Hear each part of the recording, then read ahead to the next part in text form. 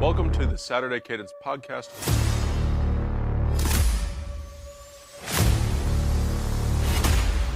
I'm Blake Biscardi, and remember, the Saturday Cadence podcast is the heartbeat of college football. USC, they were fool's gold. We've got a week 4 recap coming up for you. I am Blake Biscardi, got Grant Kincaid alongside me. We're going to skip the long intro and get right to it today because there's a lot to talk about recapping week 4 of the college football season. You know, it's interesting. I feel like we learned a lot this weekend about certain teams, Tennessee being one in particular, USC as well, Clemson making a big comeback. So we're going to dive into all of that. Grant, good to have you with us on the recap episode. Lots of things, like I said, that we learned from these teams on Saturday. Let's start with USC and Michigan. That was probably the most competitive of the ranked matchups that we had. USC, I don't know what they thought was going to happen in the first half there. Michigan could not throw the football at any point in the game. They finished throwing for 32 yards, yet they won. So USC, fool's gold. What did you make of the Trojans-Wolverines matchup? Like you said, the first half, USC just acted like they didn't know what Michigan's one and only identity, especially this year, is, and that's running the ball between the tackles, and doing it at an alarming rate, especially in this game. At one point, it was like a 90% run rate between the tackles. So, USC, they looked a lot better in the second half. Obviously, they made some adjustments after giving up those huge runs. But all of a sudden, Miller Moss, he's getting hit every single play. It's hard for them to really, move the ball when it mattered, because if they had to pass the ball, man, USC's offensive line just could not handle it yesterday. No, I thought that was one of the poorest performances in a big game in recent memory. I was so unimpressed with USC on the offensive line. I mean, it felt like every single down that Miller Moss had a guy in his face, especially in a big moment late in the second half. And I just couldn't wrap my mind around how, if I'm USC, that was the plan that I had coming into that game. I don't know. And Grant, you might be able to correct me if I'm wrong here, but USC almost seemed like they had a puffy chest after beating an SEC team, LSU, week 1, that they thought they would just waltz into the big house and, oh, Michigan can't throw. They're terrible. No. Everything we talked about in the preseason about what Michigan and these other Big Ten teams would do to USC if they were not prepared to play Big Ten football, which is physical, smash mouth, run the football. And USC was not ready for that. They just were not. And there's no way around it. I thought defensively too. I mean, how do you go with 3 down linemen on a 3rd and short? How in the world, if you are USC, the world, the stadium, the coaches, everyone except for that defensive staff for USC knew that it was going to be a run, and you go 3 down linemen on a 3rd down? I mean, I just didn't understand the defensive philosophy in that game. Why did you not have 7 or 8 in the box the entire game? Just play man coverage on the outside with Michigan, because make them beat you over the top. Make them do it. They couldn't do it. They don't have the receivers. Colston Loveland was out even more so. So I think I know it was competitive on the scoreboard, but I think this is one of the worst losses that Lincoln Riley's had at USC. Yeah, they shot themselves in the foot, way too many times. And you can recruit the toughest guys in the world, but if you're not putting them in the right positions, like you said, throughout the game, they're going to get burnt. And so there's just something schematically that USC is going to have to learn. And it also just may take time for them to really acclimate to the Big Ten, because it's not like you can just waltz in and be that physical right away, I feel like. No, it's true. I mean, its roster makeup is definitely a factor, and a lot of USC's problems can't be fixed overnight, but just personnel wise, whether you have the athletes or not, at least look the part. That was the part that got me yesterday, because I didn't expect USC to just walk in there and be the more physical team. We knew Michigan had to be physical. That was their only path to victory. We talked about this last week. Their only path to victory was to make it look like the Penn State game last year, where they threw the ball in certain spots, but they brought in extra linemen and they just focused on running the football between the tackles and squeezing the life out of you. And that's exactly what they did in the second half. And I mean, at the same time, they didn't really do much in the second half. USC had it contained, and then they give up the big run, and and that was it. But I also think from USC's perspective, there could have been some penalty flags thrown that were not. We don't want to get into that what if game, but just I think at large for the entire sport of college football, the officiating has not been great at all. I think there have been issues in a lot of games this year so far, and you don't ever want to see officials decide a game. But that is something that across college football needs to be addressed and fixed. It can't just be all right, we have Big Ten officials in this game. They're going to let this go and they're going to call this specific thing. Or, okay, this is an SEC crew today, so we know we can be a little bit more handsy on the outside with the receivers, a little bit more physical. Okay, this Pac-12 game, all right, you can't really touch the quarterback. You don't want to have something like that. You want to have it with the officials where no matter what game it is, it's officiated the same way according to the rule book, not the subjective nature of the crew by the conference.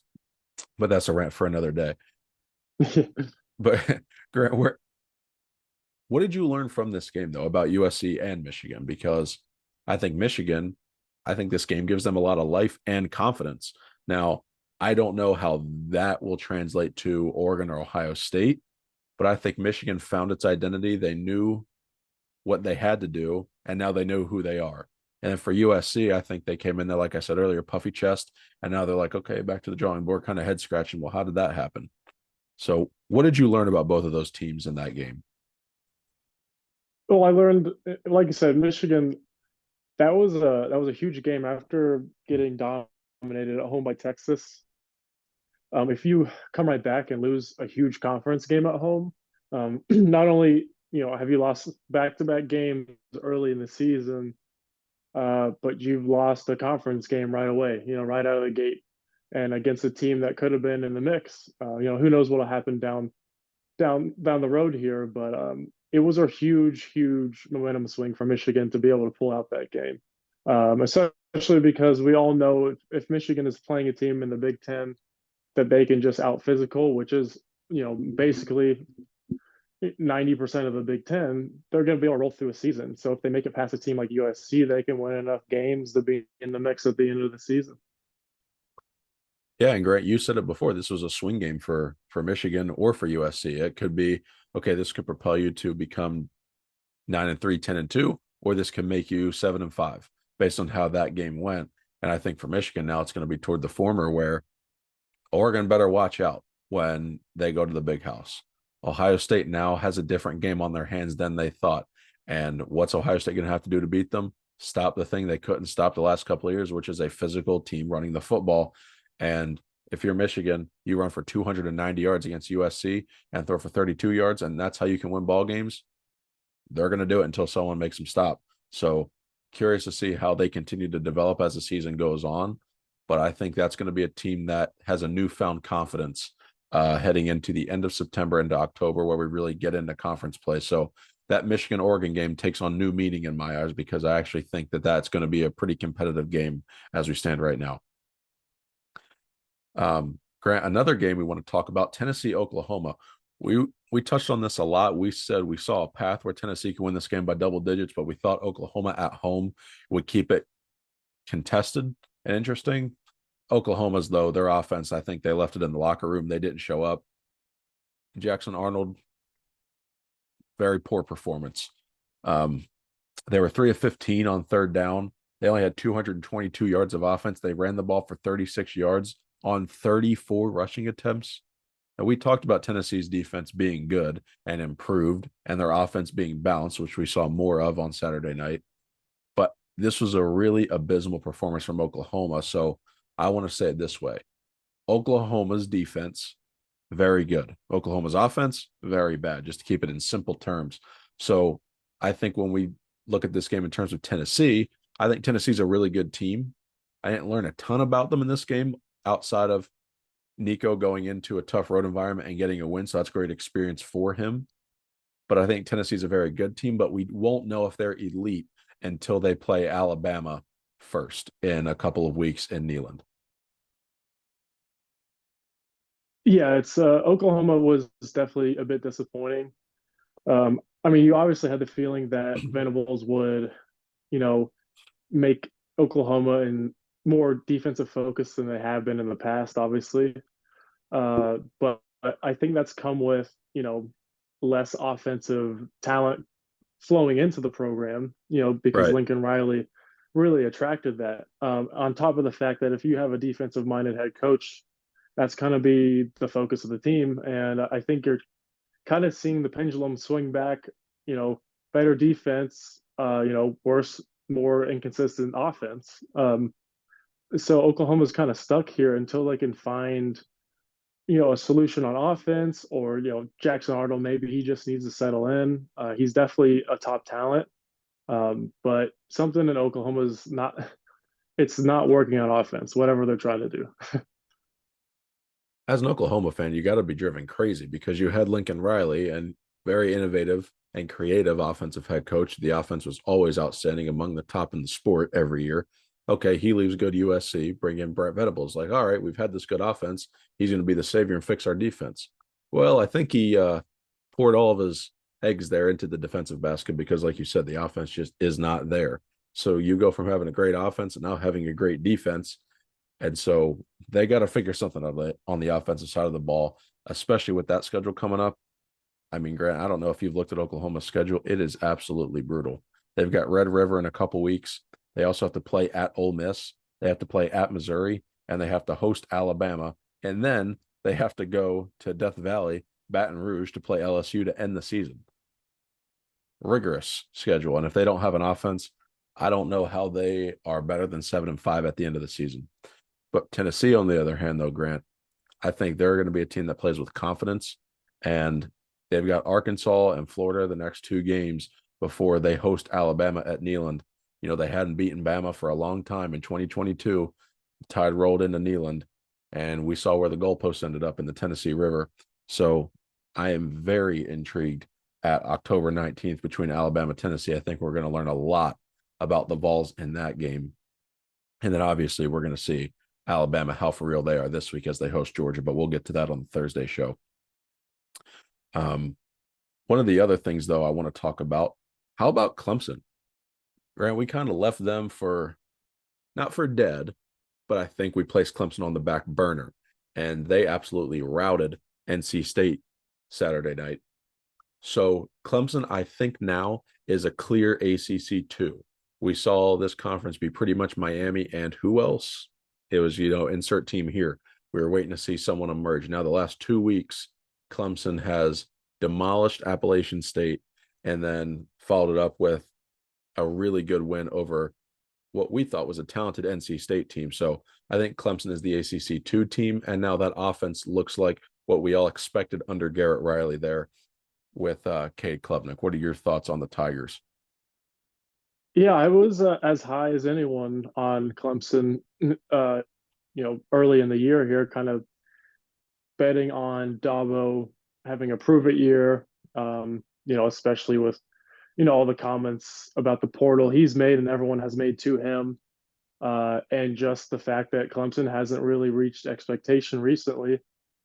But as high as I was very low on Clemson until this week, obviously. Mm-hmm. We had not seen the offense do that against, it's NC State. They've had issues this year. They got, clocked by Tennessee also. But, seeing Clemson put up 60 points against a conference opponent again at home after, like you said, giving it to Appalachian State the week before, I think they're kind of getting their momentum going into the conference play. And like you've said, I think that's the clear number 2 right now, Clemson and Miami. And it's cool to see Miami in the mix again, and I think that Miami's probably the better team at this point. But it's going to be interesting to see what Clemson does throughout the year. Yeah, I think the ACC race, though, with Clemson emerging becomes interesting because we know Florida State has been awful this year. And then we looked at a team that could be fun, like Syracuse, Kyle McCord, playing really well there, but then even they lose this weekend to Stanford. So it's been difficult to really figure out how that ACC race was going to play out outside of Miami. And now that Clemson has gotten a big win like this, they put themselves right back into the mix, and dare I say in the playoff mix too, if they can get there. Because Grant, you look down Clemson's schedule, they don't play Miami in the regular season. So it is one and done if that's a matchup in the ACC championship game. So that could be Miami's first loss potentially, or Clemson's second loss. But how high can they climb in the polls before that game? Because we thought it was going to be a showdown on October 5th against Florida State in Doak Campbell. Not anymore. Clemson should run through that game. Louisville is about the biggest game that Clemson has left on November 2nd. And even then, that game is at home. So I don't see any speed bumps if Clemson continues to play at the level that they are offensively, putting up 59 points there in just 3 quarters. So I like where Clemson is headed. But again, before we say, oh, they're back in the playoff discussion, we got to see a couple more games go on the tape. But Grant, there were a couple other tight matchups across college football yesterday. What stuck out to you? Was it Missouri being in a dogfight, Texas A&M narrowly escaping, LSU being in a tight matchup with UCLA early before pulling away, Northern Illinois, they lose to Buffalo, Utah escapes Oklahoma State on the road? What any of these tight matchups stick out to you on Saturday? Well, it seems like this trio of Notre Dame, A&M, and Northern Illinois has been kind of fascinating through the first few weeks. Because you have, a Notre Dame going into A&M and winning that huge game, or what we thought was a huge game early in the year. And then all of a sudden, Notre Dame turns around, loses at home to Northern Illinois. And then you have this Texas A&M team that on any given week, they're going into the swamp. Not that Florida's been playing great. They go into the swamp and win very easily with a backup quarterback. And then they turn around and all of a sudden they're having issues with Bowling Green in a game.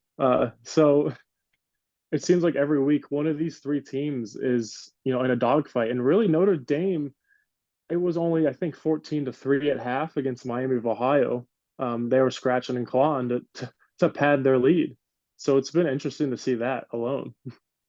It has a Riley Leonard through his first touchdown pass Yeah, as it's just a member of the Irish. Yeah, it's yeah. not things we expected to see. And then Kansas State, we thought, hey, maybe they can go in the Big 12. And this is not to say that they can't. They got blown out by BYU 38-9. So lots of weird and strange things happening with that middle group of teams here in college football. But Grant, the Friday night game, we've not touched on this yet. Mm. Illinois, Nebraska out in Lincoln. Dylan Raiola, we thought they would follow up that big win over Colorado with another ranked win over Illinois, but that was not the case. Brett Bielema's team, you have to tip the cap to him for how prepared his teams always are, disciplined, physical. They go to Penn State this week. What'd you make of that Illinois-Nebraska game?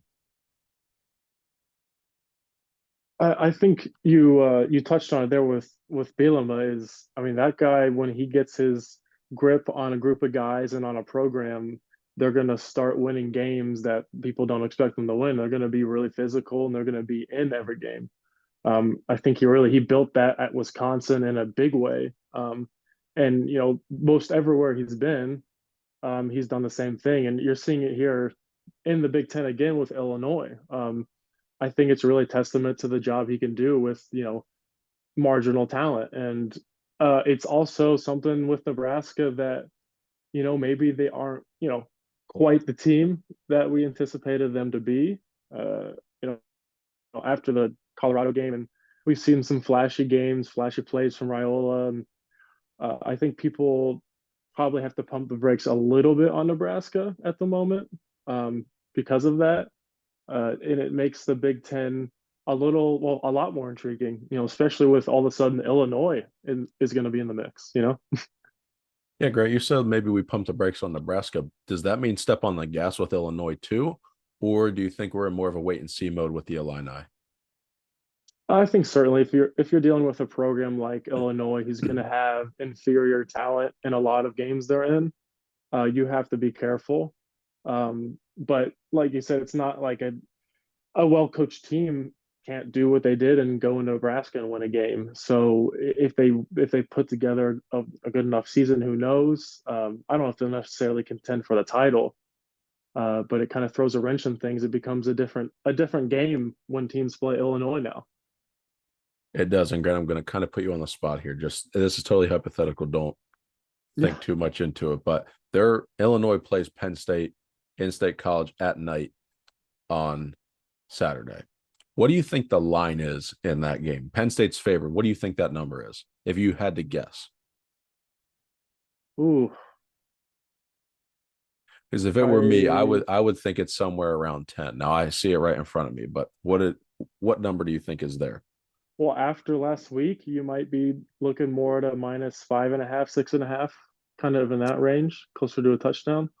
Right. Even being on the road in state college. You know what the spread is in this game? Penn State minus 17 and a half. Wow. Yeah. So my question to you is, do you think the odds makers haven't adjusted to Illinois? Do you think maybe Illinois is a little bit inflated, and same with Nebraska, where they're like, okay, these are two good teams, but they're still middle of the Big Ten pack. And then, or do you think they just really respect Penn State and think Penn State is that good? And there's a really big difference between the middle of the conference and the top end of that conference being Ohio State, Oregon, Penn State, etc. You know, So that's a pretty big I number. like you said, I could see 10 probably now that I think about it a little more. Sure, Obviously, 17 and a half is that's a big number. it is. And I know it's Penn State at home at night. Um, and like I said, Illinois, they're not going to have the same talent on the field. It's just how it's going to be, and they're going to have to fight their way through it. If they can turn it into their game, then that's how they win. But it's interesting because, Penn State, they had that road win against West Virginia, and they looked really impressive. But West Virginia is not a good team. We found out that they're not, the team that we thought they were going to be in anyway. So I'm kind of surprised. I know Penn State's kind of run through what they've had to play. They can't control who they play. It hasn't been a great schedule, but that is a big number. No doubt. And I actually think we may lock that in, although I may not be one to talk about picks after the week I just had. But may lock in Illinois plus 17 and a half as we see that right now, because that does seem like a pretty big number. But Grant, too, the AP poll came out, and I want to talk about this. Obviously, Texas is going to stay number one, Georgia number two, Ohio State number three. Now we get into Alabama. Tennessee jumps up to number five. Ole Miss 6, Miami 7, Oregon, Penn State, Utah round out the top 10. Do you have any disagreements with how these top teams are ranked right now? I like having Texas 1, Georgia 2, Ohio State 3, and then Bama 4 and Tennessee 5, I think is very fair. And, we get that matchup, Georgia, Bama this weekend. So winner of that game most likely goes to number 1, especially if it's Georgia. If it's Bama, maybe they sit there at 2 right behind Texas. But I think I like the top 5 right now. I think those teams have earned it. How do you see the AP poll there? I definitely understand Texas. They have that fourth data point. They have that fourth win, and they have a win against a Michigan team that just beat USC. So, I Right. understand that. Georgia can't drop too far. They haven't necessarily earned the right to. They've started number one. They've won all the games, although they didn't look great against Kentucky. But I definitely understand where people are coming from with this top 4 or 5. Tennessee, sneaking up in there. It'll be interesting to see Ohio State going through and Georgia going through a tougher part of the schedule here, specifically in the next month or so. We're gonna find out a lot about all of these teams. I think so too. And Grant, the last thing I want to talk about with the AP poll is Michigan jumps up 6 spots all the way to 12. USC Yeah. falls just 2 to 13. Are we reading into that too much? What do you think with the voters? They're having Michigan jump the 6 spots, but USC only falling 2. So they're ranked 12 and 13, respectively, Michigan being higher. I think that the committee respects Michigan. They know that this is a team that just came off a title run and a team that has NFL talent on defense, and they just saw Michigan run the ball all game and take care of business like Michigan usually does. And I think people around the country are respecting that. For USC's sake, you know, it was a close game, like you said. I just don't know if they're quite the team yet. We'll have to see more body of work from them. But yeah, I think that Michigan's being valued very high right now. I do too. And a confident Michigan team playing to its identity of running the football is going to be a good team and a team that can contend for the playoff. So we'll see what happens with Michigan over the next month because they also have a tricky road game now in Champaign against Illinois coming up in just a couple of weeks. So, Grant, as we wind down the show, I just want to peek ahead to the slate this Saturday. We're not going to touch on these until the Thursday show, but just for the viewers, or the listeners out there, so they know what's coming up on the Thursday show. We have got Oklahoma State, Kansas State. That's a big matchup in the Big 12. Could be for a tiebreaker spot in the Big 12 championship game. Also, Louisville, Notre Dame. Can Notre Dame find some offense and win that game at home?